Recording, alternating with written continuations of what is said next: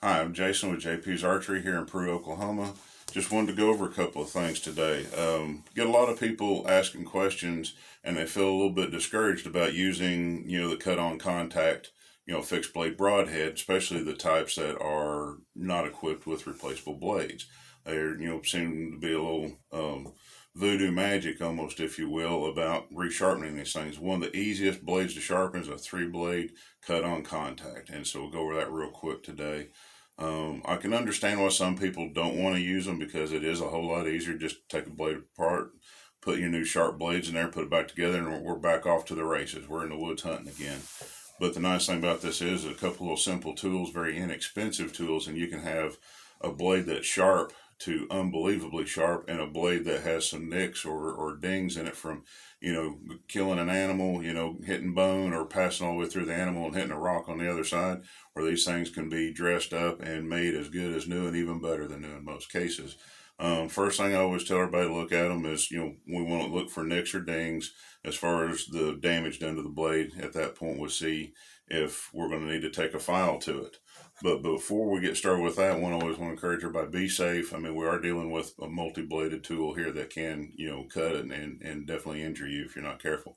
But start out, I always like to put these things on an arrow spinner and make sure that the thing's spinning good and true. That way we know if we've harvested an animal with it, if this thing's bent, if the ferrule in there is bent on the arrow itself or on the broadhead itself, it's not going to spin true, it's not going to fly true. So you can straighten those out. Sometimes they can be, sometimes they can. If you can't get it straight, then unfortunately that broadhead's done.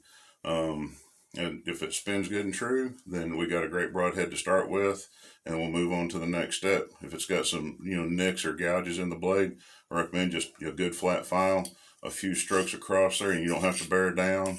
You just do it that way. You can even put the file down flat and run the blade across it in both directions. I know I've been a machinist for a lot of years, and I don't recommend running a file backwards, but in some cases it does help to get some nicks knocked off of blades. And these are soft enough. We're not talking super hard blades in most cases where we're going to damage the file and dull the file. So once we've got the blade, trued up, we don't have any nicks or gouges in it. What I like to move on to is sharpening on a good flat surface. This is just a flat piece of granite tile picked up at the local home store. You can get these at most places for about $4 or $5. They're great. They're flat. They'll do everything you want them to do. And then everybody's favorite place to shop, Harbor Freight, and I tell you, this little multi-pack of sandpaper here, it's got 220, 500, 1,000, and 1,200 grit paper in there. It's got multi-sheets in there. This is enough to last you a long time sharpening broadheads. The 220 is probably a little bit coarser than what most people are going to need, but once again, if you've got some nicks or gouges in the blade, it's great to start out with. If you don't want to use the file, real simple, we'll take a piece of it here, start out with like 500 grit. With it flat on the surface, you can tape this down if you want to. You just take one hand, hold it down. I recommend just a little bit of light oil on there. I mean, a little bit of cooking oil. I'll get the flow there. There we go. And just kind of rub it in a little bit. I'm going to take a broadhead, and I'm actually using a shaft off of an arrow. I killed a pig a couple of years ago, and it broke off. And so I just cleaned up the end so I don't have any shards there. It's going to cut me, but it gives me a little something to hang on to. But to take that broadhead, just hold it flat down on there. Even strokes. And an even number. Rotate it.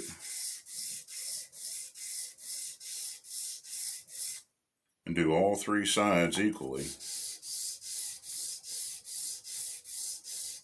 That way we've got an even number of strokes on each side. We're going to be taking off the same amount of material. And keep in mind, we're talking about taking off material. We're talking about microns of material. So it's going to be a very insignificant amount of material coming off here.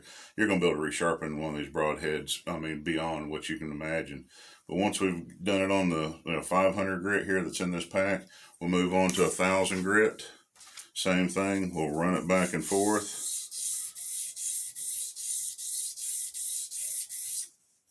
And do even strokes. Now this piece of paper, I've already got a light amount of oil on it, so I didn't worry about putting any more on there. But once again, even strokes, all 3 sides. And we'll take that thing and wipe that blade off here, get the oil off of it.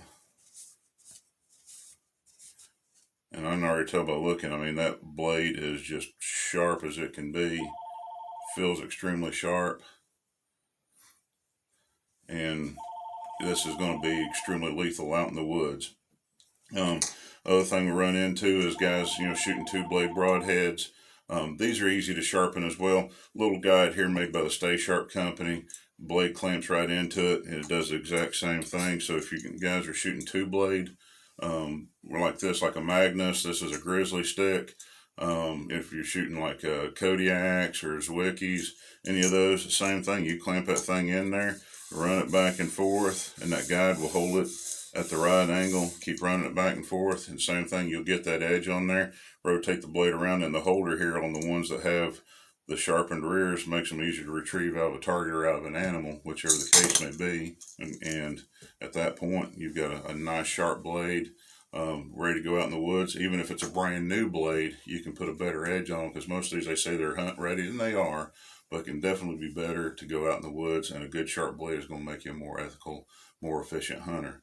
Also, little whetstones, they don't have to be a great big surface like this. A couple of small whetstones like this, as long as they're good and flat, and if you've already been sharpening your knife and they got divots in them, they're going to damage your blade. They're not going to give you a good sharp edge on there when it's all said and done.